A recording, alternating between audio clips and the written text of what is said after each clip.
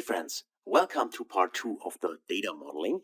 Now, after we have loaded all the hotels and transformed them into a proper structure here, we can actually get started with importing our additional information regarding the dimensions we want to use. Before I do that, however, I want to make sure that my hotel ID, as you can see here, is in the right format. Because currently this is still text. That's something I missed in the last video. So let's actually go in here and make sure that this is actually a number. So I'm using a whole number here. So numerical values are better when it comes to relating tables. So that's why if you have text or number, choose the number instead. And now we have this as converted into a number. Okay, so we got this. And now we can get started with importing our additional data. So if you go to new source and go to Excel file in here, then we can go to our course files and there is related information. And in here I can find employee info. This file here. So let me just select it. I click on open and then we also load it into Power BI. Here it is. There's the navigator. Drag this to the side and let me choose employee here. So here we got a little preview of the data. As you can see, we got the hotels, and then we got here the manager name and his or her surname. So let's click OK. And now the data is also in Power Query, so in the Power Query editor. And now we can work with that. First thing is, as you can see here, that the headers are currently not promoted. That's why I can see column 1, column 2, column 3, and actually hotel, manager name, and manager surname. Those three should actually be the headers. So to fix this, we already know we can do this under home and either click there on your use first row as headers, or we go to transform and there's also an option use first row as headers. So let's tick that option. And now we can see we got the correct names for the columns. Next, I'd like to do the same trick as we have done for hotels, because here we extracted the number from the hotel to get our relational column, which we're going to use, which is the same here for the employees. So to link the employees, we also need to extract the ID from the hotel, which we then can combine to the hotel. So we relate the responsible, in this case, employee for the hotel. So the manager for the hotel. So to do that, we do the same trick. We go to add column, and then we use here this great option, column from examples. So let's actually, the column is selected. Let me click on this little down arrow here, and then say from selection. And then I'm just putting a 1 in here, 1, press enter, and that should be it. So take a look, hotel 2, 3, and so on. And you can see here are the numbers. That looks correct. And also just check that. It's hotel, it's a text splitter. So text between delimiters and delimiter are the parentheses. That is true. So that's why I can click OK. And now I have this additional column, which is, in this case, the hotel ID. So now I can get rid of the hotel. So right click here and remove.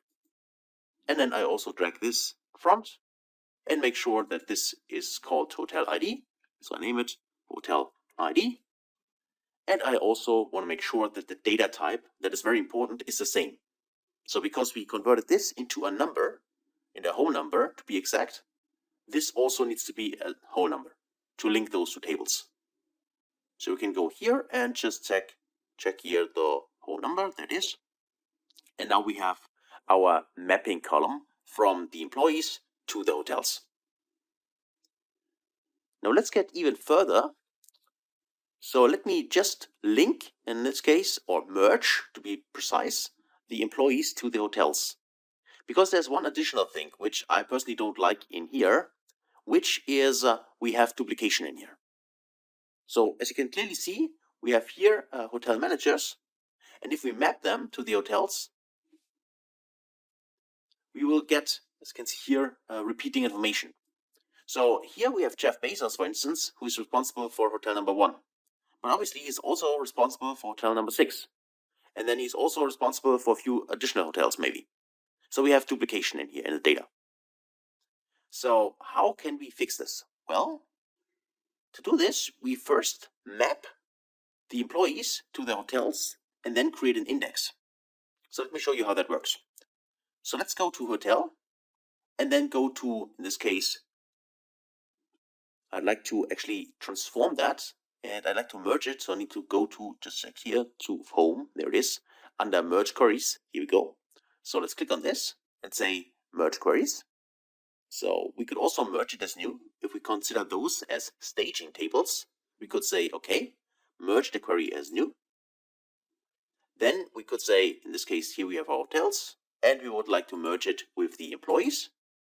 And we would like to do this on the IDs. So select the ID here, select the ID here, and we can see that we got exactly, so all rows are matched, so there are no mismatches in here.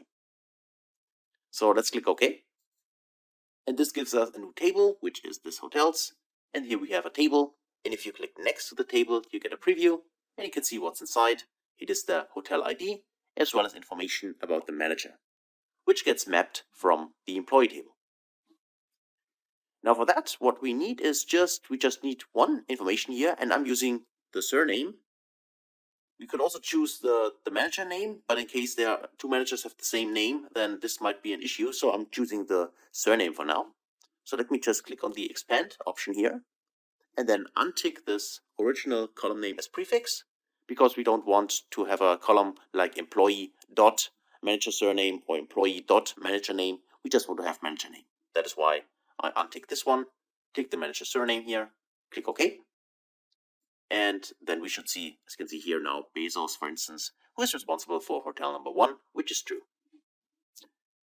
So now we would like to get rid actually of this text value here and also map this as a number. So to do this, what we need is a copy of this employee table. And to be exact here, I don't want to create a copy, because a copy or duplicate table has the problem that the table is not linked to the original table anymore. On the other hand, if we go here, right click and say, I'd like to create a reference table is referenced to the original employee table, meaning if the employee table changes based on an update, for instance, some managers leave the company, others come to the company, then the reference table also gets updated. That's why I'm choosing reference here instead of duplicate. So let's choose reference. Okay, here's our reference employee table. And for this table here, what we like to do is we like to get rid of the duplicates. So we could now say, okay, just remove this one. We don't need this. Remove, in this case, this column. And then for these ones, we can select both of those columns and then just say, right click here and say remove duplicate values. So let's do that. Let's click this option. And now you can see we got a unique list of our employees, in this case, the managers we have, without any duplication. What we do now is we add an index column to this table in order to get a numerical representation of each of the managers. So, and this can be easily done by simply going to add column, and there's an index column which we can leverage here. If you simply use index, and you can say where you start from, 0 or 1. So if I say I want to start from 1, then again now the numbers from 1 to 10 for each of my different kinds of managers. And of course I can also rearrange them and drag them in front, so I have this as here. So now I have my new mapping table, which allows me to have a unique list of my, in this case, managers or employees. And I can map this table to the hotels, to my merge number 1 here, and to be specific to the manager's surname here. That's why I chose surname here. So I can now go in here and say I would like to merge again, transform, or home, sorry. Go to merge queries. And then the current is merge number 1. And the table we want to merge to is employees number 2, this one. And now the merging criteria is the manager's surname in here, and also the manager's surname from here. And we get, again, 100% correct matches, so there are no missing values. Exactly what we would expect. The join type, by the way, is left order, so we always keep all the data from the hotels. So let's click OK. And this gives us our table. So this table structure here. And if you click next to the table, be aware, don't click on the table, click next to the table here. then you see this is what we get: the index, as well as the manager name and his or her surname. So now we can expand this by going to expand, and all we need is actually the index, because we'd like to map the index to the hotels. So we know which manager is responsible for which hotel based on the index of the manager, not on his or her name. So we now say I'd like to keep the index and get rid of the manager name and manager surname. So click OK. And now we have the index of the manager. And now, after having the index, we could get rid of the surname. So I can right click here and say remove. And now we have the index, which we should rename as simply, in this case, manager ID. Manager ID. So now we have an hotel ID and we have a manager ID.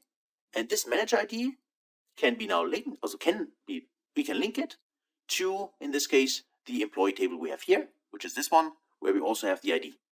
And a unique list of managers in this case without any data duplication. So this is a proper dimension table, because dimension tables normally do not contain any duplicates. The facts table, in this case hotels, with all the information about financial data, this of course contains duplicates, like in this case here accommodation sales, for instance, as a P&L item. So these are the relevant tables for us now, and these ones are the ones we used at the beginning. So we could actually now create a group. So already get started with that. Here, create a new group. And this group is, I call it staging here, staging, or let's call it actually, this already transformation. Depends, transformation. There are various names which people use. I'm going to use transformation now, like that. And in this, I'd like to actually move my merge as well as my employees, which is my dimension table. So this I call managers. So let me just rename it here and call this managers. And actually, I want to call it manager TBL for table. So press enter. And this one here, these are my hotels. So that's actually my fact table. So I can call it either facts or hotels. In this case, I'll stick to that. I simply call it hotels TBL.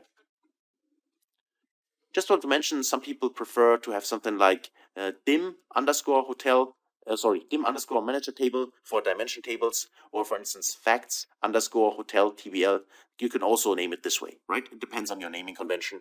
Everything is fine as long as this works for you. So that is that. So we have those two tables, and we can already actually right click here and say we want to disable the load, because we do not want to load them later on in the data model. So we can click this option. Yes, we would like to do that. And also for this one, we like to disable the load. Okay, now those are disabled. So they are included in the data refresh when new data gets added, but we will not load them into the model. Only those two tables, this one and this one. And that's it actually for preparing the employees table or manager table as our first dimension table. So hopefully you enjoyed it and you were able to follow along.